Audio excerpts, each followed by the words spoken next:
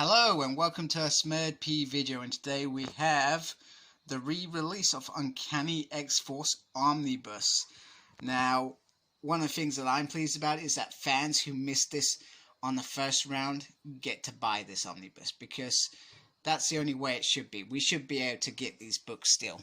And when they go out of print, which is quite easily done, it's quite damaging, and people end up paying a stupid amount of money for these books. So it's really nice to get this re-released. So I'm going to try and not ruin too much of the story as I go through it. I will try. But basically, this X-Force team come out of Wolverine's first X-Force team, which members were not of his choice. So Warpath, who was out for vengeance after Caliban sacrificed himself. Then we had X-23, who was considered didn't know anything better and followed Cyclops as recommendations. Wolfsbane, who was in it because of her father, kind of fell into it again. And then Foley never should have been there. Vanisher was given a tumor to be in the team. So he's picked a team that he wanted to. Archangel as well, obviously got his wings back in that first bout of X-Force. So Archangel wanted in. Same with Betsy. Phantom X, mercenary for hire, same as Deadpool. And then along the lines we get Ava, we get Deathlock, and we get Nightcrawler from the Age of Apocalypse world, who had his own agenda at that point. So this collects Uncanny X-Force 1 to 35, 5.1 and 19.1, and some material from Wolverine from Hell, and all new Wolverine Saga and X-Men Spotlight. So one of the things that I say that I was disappointed in the first round was the fact that they didn't have the Fear Itself storyline in this omnibus.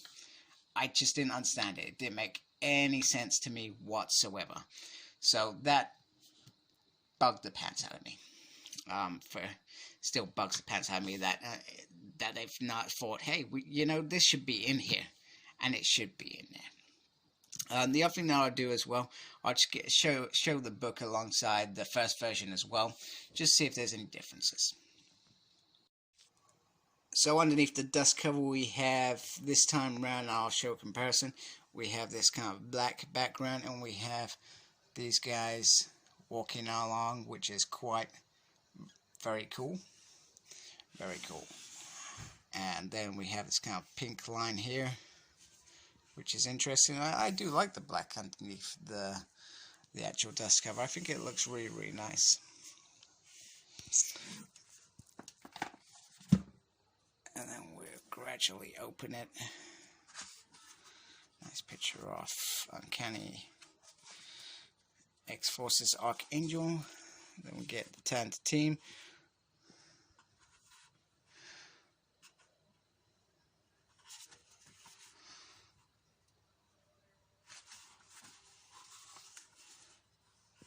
So pretty much the story starts with the idea of taking out anyone who poses a threat. Now, Apocalypse has seemingly returned as a child, and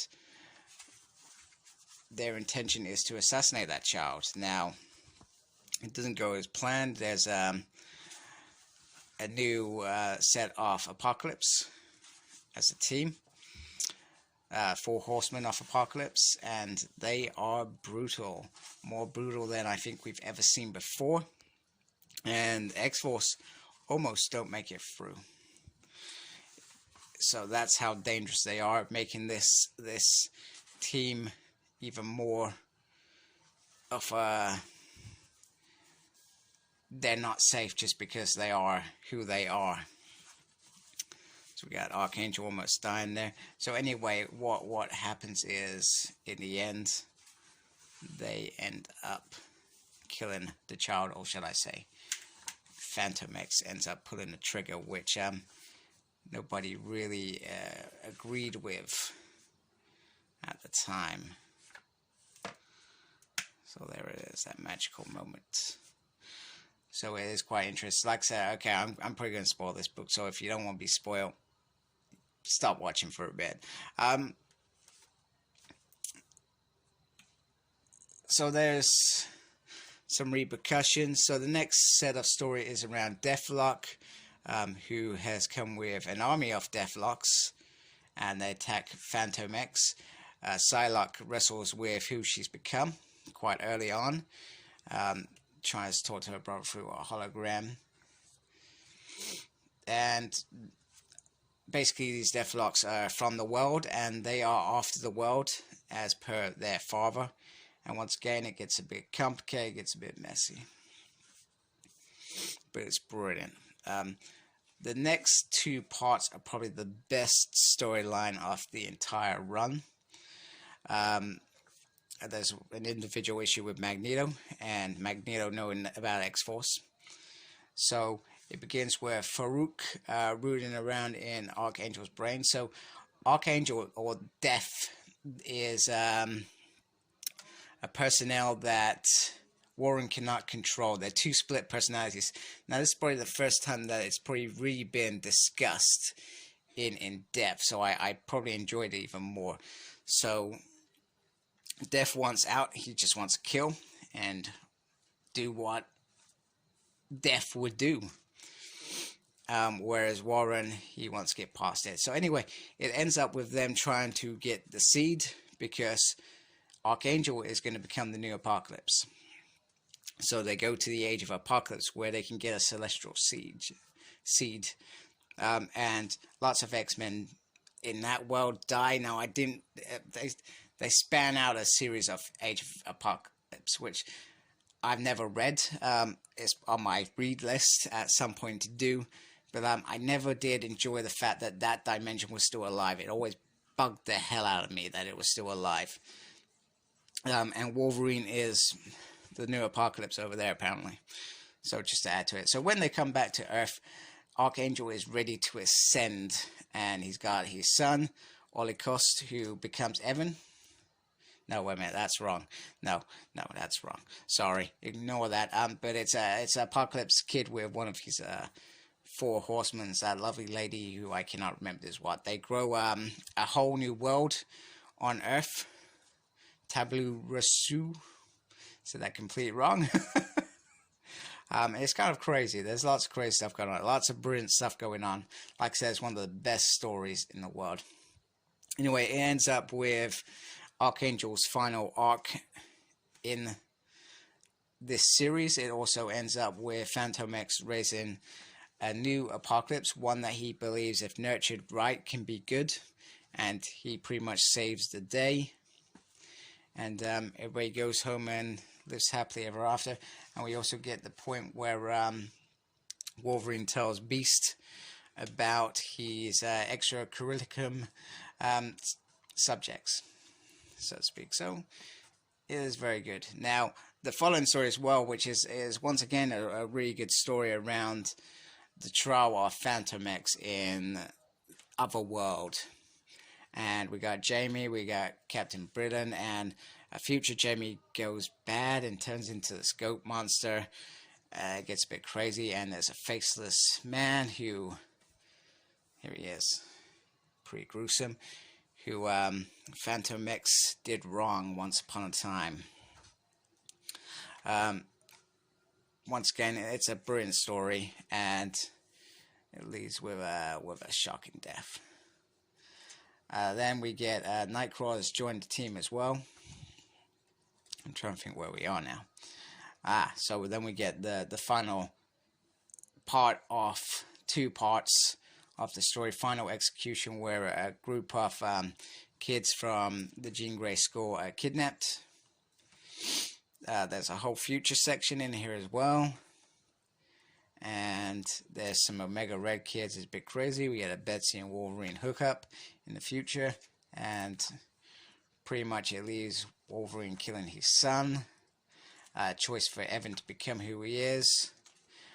Deadpool's there too. Deadpool, I actually really love Deadpool in this series. He becomes something else. Something that you wouldn't expect from him, which is absolutely brilliant, and I absolutely love. And definitely a character to take the time and to read in this series. Captain Britain and Psylocke have a heart-to-heart, and it ends up with Phantom X being split into 3 people as well. Some extras as well. Get some nice artwork. Get a bit of the brief history on the X-Force team before, and I hope we get David Yoss's X-Force team in an omnibus at some point, because easily put in there, add Necrotia in there, add the Messiah Warbit in there, maybe just have an X-Force and Cable run, because you could easily have both parts in there. So there's the book as a whole. Okay, so here on the right is version 1, which we got many years ago. So it's I for one, I think looks beautiful. I do like the black anyway. And like I said, I like the color. And we are a bit closer to that. Once again, looks very nice. And then to finish up, we have the front. Nice and simple, eh? So not much difference. I don't think it's a big deal either way. I do like the pink on this though, but I'm never going to have the dust cover off, so it doesn't matter to me. And with the covers on, they have exactly the same stuff going on. I also just want to say thank you to Amazon for providing me with this. The only thing difference at the moment is this is a bit darker than this one. And this is probably a little bit crisper than this. Don't know whether that's just due to age or anything. And then on the back, exactly the same stuff, man. Exactly the same. So there we have it. Thank you for watching. Like, comment, subscribe. Follow me on Facebook. My page is SmurredP. Follow me on Twitter @SmurredP. And as always, embrace the geekiness. Take care. Goodbye.